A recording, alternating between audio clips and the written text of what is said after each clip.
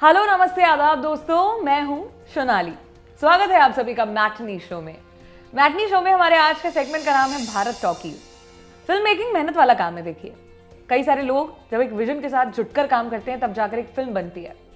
Film बनने के बाद उसे थिएटर पर रिलीज करना होता है। थिएटर इंडस्ट्री जिससे कितने ही लोग जुड़े हुए हैं, उनके घर चलते हैं। पिछले साल कोरोना महामारी ने फिल्म और थिएटर इंडस्ट्री को बिल्कुल ठप कर दिया। फिल्मों की शूटिंगें बंद हो गई।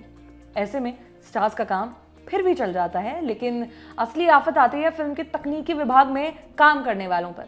असंख्य lightman, sound recorders, spot boys बेरोजगार हो गए। ऐसे माहौल में सिनेमा जगत की दो बड़ी हस्तियों ने कुछ सोचा, ऐसा जिससे सिनेमा भी समृद्ध हो सके और उसे चलाने वाले लोगों का भी भला हो पाए। ये दो लोग थे मणिरत्नम और जयेंद्र। दोनों ने साथ मिलकर यह फैसला लिया कि एक एंथोलॉजी सीरीज बनाएंगे। सीरीज का स्केल बड़ा होगा, जिसके चलते उसकी रीच बड़ी होगी। तमिल फिल्म इंडस्ट्री के दिग्गज डायरेक्टर्स और एक्टर्स उसका हिस्सा होंगे और पूरे प्रोजेक्ट से जो भी मुनाफा होगा वो जाएगा सीधा film employees federation of south India के मेंबर्स के खाते में, ताकि उन्हें कोरोना महामारी से हुए नुकसान से उबरने में मदद की जा सके। लेकिन इससे सिने वर्कर्स की मदद होगी, पर सिनेमा कैसे समृद्ध होगा?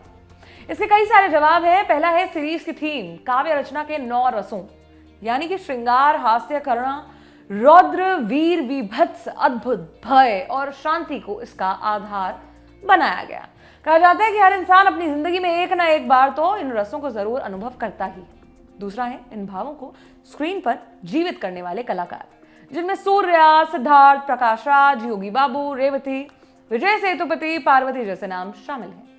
ऐसे उम्दा कलाकारों को डायरेक्ट करेंगे प्रियदर्शन, बिजॉय नाम्बियार, गौतम वासुदेव मेनन और कार्तिक सुब्बाराज जैसे डायरेक्टर्स। मणिरत्नम और जयेंद्र पहले ही तय कर चुके थे कि वो सीरीज के किसी भी हिस्से को डायरेक्ट नहीं करेंगे, बस उसे प्रोड्यूस करेंगे। ये सीरीज आ कहाँ रही है? इसका जवाब है नेटफ्लिक्स। अब बात रही उन 9 रसों की, कौन सा रस किस डायरेक्टर और किस कलाकार के हिस्से में आया है और उन्होंने अपनी कहानी को खास कैसे बनाया है। अब बात करेंगे ऐसे ही पैमानों की, जानेंगे कि क्यों इस सीरीज को लेकर इतना ज्यादा हाइप है। सबसे पहली है गिटार कम बी मेल इन इंद्रे। कहानी का आधार है श्रृंगार रस। कुछ दिन पहले इसकी एक फोटो सोशल मीडिया पर घूम रही थी, जहां सूर्या बाइक चला रहे हैं। उनके माथे पर एक हेडबैंड लगा है। पीछे वाली जो सीट है उस पर एक लड़की बैठी है। बाइक पर सूर्या को देखकर आयुधा इडत्तू याद आती है, जिसे मणिरत्नम ने डायरेक्ट किया था। हिंदी में उसे युवा के टाइटल से भी बनाया गया था। खैर, आयुधा इडत्तू में सूर्या के बाइक पर जो लड़की बैठी है वो उससे प्यार करते थे। यहां भी मामला कुछ ऐसा ही है। सूर्या ने कहानी में कमल का किरदार निभाया, जो एक म्यूजिशियन है। वहीं उनके पीछे बैठी जो लड़की है प्रयागा मार्टिन, कहानी में उनका लव इंटरेस्ट नेत्रा बनी है। सीरीज के सेगमेंट को डायरेक्ट किया है गौतम वासुदेव मेनन ने। 90s के हिंदी सिनेमा दर्शकों को मैडी जैसा किरदार देने का श्रेय भी उन्हीं को जाता है। गिटार कम बी मेल इन इंद्रे की शूटिंग पिछले साल नवंबर में शुरू हुई थी, जिसे महज 5 दिनों में पूरा कर लिया गया था। दूसरी है इदरी। एक शख्स धम से दरवाजा खोलता है। दरवाजे के पीछे खड़ी औरत उसे देखकर चौंक जाती है।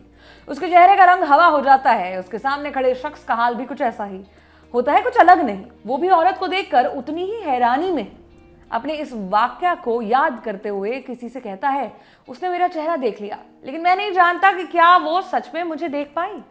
27 जुलाई को रिलीज हुए नवरस के ट्रेलर में यह सीन देखने को मिलता है, जो इदरी से लिया गया है। घर में घुसने वाले शख्स हैं विजय सेतुपति, जो किसी परिचय के मोहताज नहीं है। उनके सामने खड़ी है रेवती, साथिया ये तूने क्या किया वाली रेवती। कहानी में इन दोनों किरदारों के बीच क्या कनेक्शन है, ये देखने लायक जरूर होगा। कहानी का तीसरा बड़ा पहलू है प्रकाश राज, जो ट्रेलर में एक जगह कहते हुए सुनाई देते हैं, तुमने उस इंसान को मार डाला, क्या तुमने उसके परिवार के बारे में सोचा? डायरेक्टर बिजॉय नाम्बियार ने करुण रस को ऐसी मिस्ट्री में कहां फिट किया है, यह कहानी देखकर ही पता चलेगा। तीसरी है समर ऑफ 92। 9 रसों में से प्रियदर्शन ने वो रस चुना जिसमें उन्हें महारत हासिल है, हास्य रस। बाकी उनकी डायरेक्ट की हुई हेरा फेरी, हंगामा, हलचल, भागम भाग को मिला रिस्पॉन्स ये दर्शाता है कि कॉमेडी में उनका हाथ पकड़ना आसान नहीं। नवरस में प्रियदर्शन वाले सेगमेंट का नाम है समर ऑफ 92। नाम सुनकर लगता है कि कहानी 90s में सेट है। ट्रेलर में कहानी के जितने भी विजुअल्स हैं उन्हें देखकर भी ये बात प्रूव होती है। मीडिया रिपोर्ट्स की माने तो कहानी एक सच्ची घटना पर आधारित है। एक तो बेस्ड ऑन रियल इवेंट वाली लाइन और ऊपर से लीड रोल में योगी बाबू। अपने आप एक जिज्ञासा तो बनाती है कहानी। अगर आपने वैसे योगी बाबू के काम को ठीक से एक्सप्लोर नहीं किया तो इसी साल आई फिल्म मंडेला जरूर देखिएगा। फिल्म नेटफ्लिक्स पर है, देखकर जान जाएंगे वो किस श्रेणी कलाकार है। चौथी है इनमे। ऐसा शब्द जिसका अपना कोई अर्थ नहीं है। इनमे का मतलब है रहित। खुद कहानी के डायरेक्टर अतिंद्रन प्रसाद ने अपने एक इंटरव्यू में बताया, साथ ही बताया कि भय रस पर बेस्ड उनकी कहानी किसी टिपिकल हॉरर या थ्रिलर कहानी से कोसों दूर है। उनकी माने तो इनमें एक शेक्सपियर किस्म की ट्रेजेडी है। कहानी के लीड में है सिद्धार्थ और पार्वती। पार्वती के किरदार वहीदा को सेंटर स्टेज बनाकर रची गई कहानी में उसकी पूरी दुनिया बदल जाती है, वो भी सिर्फ एक ही दिन में। अब तक जो कुछ समझती थी, अपना मानती थी, उन सब पर सवाल उठाने को मजबूर कर देता है। उनके साथ है रंग दे बसंती वाले सिद्धार्थ, जो इस सेगमेंट के प्रोड्यूसर भी हैं। रस चुनने के दौरान सिद्धार्थ नहीं चाहते थे कि उन्हें श्रृंगार और भय रस मिले, लेकिन उनकी किस्मत से उन्हें भय ही मिला। मेकर्स की माने तो कहानी देखने के बाद ऑडियंस का दिमाग घूम जाएगा। उन्हें डराने के लिए किसी अलमारी से भूत नहीं निकलेगा, बल्कि प्रत्यक्ष आंखों के सामने जो घट रहा होगा वही उन्हें बेचैन करने के लिए काफी होगा। सिद्धार्थ और पार्वती के अलावा विशाल भारद्वाज भी इस कहानी से जुड़े हुए हैं, एक एक्टर या डायरेक्टर के तौर पर नहीं, बल्कि म्यूजिक कंपोजर के तौर पर। पांचवी है प्रोजेक्ट अग्नि। नवरस पर शुरुआती काम पूरा होने के बाद मणिरत्नम ने डायरेक्टर्स को अप्रोच करना शुरू किया, उन्हें प्रोजेक्ट पर ब्रीफ करने के लिए, साथ ही जानने के लिए कि वो कौन सा रस चुनना चाहते हैं। जब डायरेक्टर कार्तिक नरेन को प्रोजेक्ट पर ब्रीफ किया गया तो उनका एक ही सवाल था, क्या अद्भुत रस किसी और ने लिया है? मणिरत्नम का नाम जवाब मिलने पर उन्होंने झट से मौके को लपक लिया। वो लंबे समय से एक स्क्रिप्ट पर काम कर रहे थे, उसी को नवरस के हिसाब से ढाला और रिजल्ट आया प्रोजेक्ट अग्नि के रूप में। कहानी का जॉनर साइंस फिक्शन है। इंडियन सिनेमा में अब तक साइंस फिक्शन को लेकर काफी गिना चुना ही काम किया गया है। ओटीटी के आने के बाद ऑडियंस का सिनेमा के प्रति एक्सपोजर भी बढ़ गया है।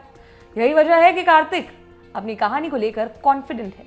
उन्हें लगता है कि ओटीटी बूम के लिए जिम्मेदार ऑडियंस से उनकी कहानी को सराहना मिलेगी। प्रोजेक्ट अग्नि एक डायलॉग ड्रिवन कहानी है।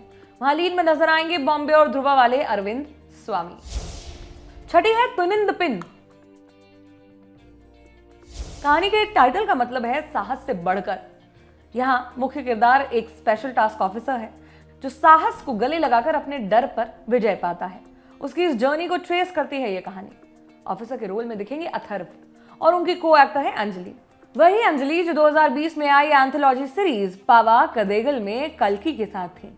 कहानी के डायरेक्टर सर्जन इससे पहले माँ और लक्ष्मी जैसे शॉर्ट फिल्म्स बना चुके हैं, जहां देखने वालों ने उनके काम की तारीफें भी की हैं।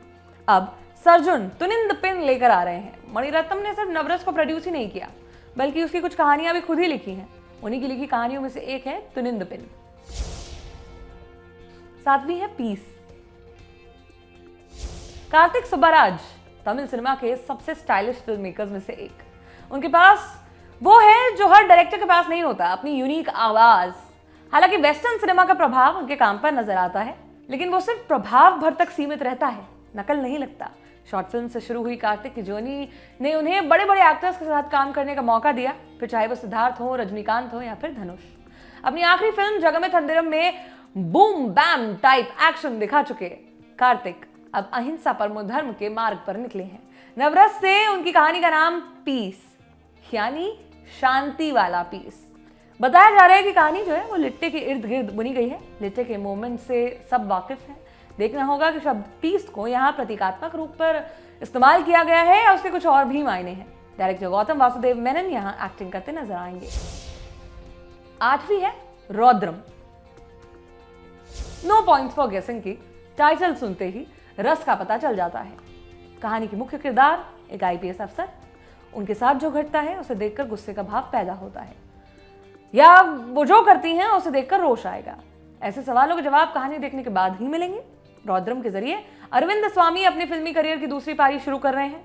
कैमरा के सामने एक्शन करने की जगह उन्होंने कैमरा के पीछे रहकर एक्शन बोला है। सिद्धार्थ ने अपने एक इंटरव्यू में बताया कि 9 कहानियों में से वो रौद्रम देखने के लिए सबसे उत्साहित है। वजह है फर्स्ट टाइम डायरेक्टर अरविंद स्वामी।